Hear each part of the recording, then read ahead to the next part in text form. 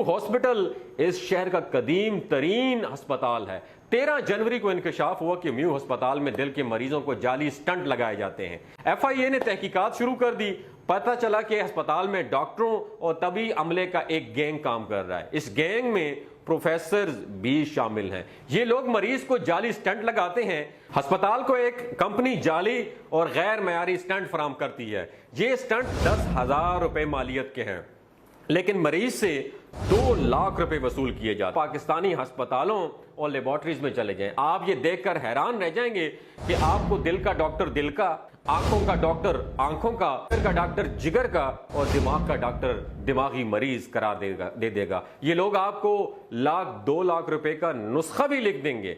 आप किसी पाकिस्तानी लेबोरेटरीज की रिपोर्ट्स का तजिया भी कर लें, अगर आप मरीज हैं तो ये लेबोरेटरीज आपको सेहतमंद करार दे देंगी, अगर आप सेहतमंद हैं तो ये आपको मरीज करार दे देंगी।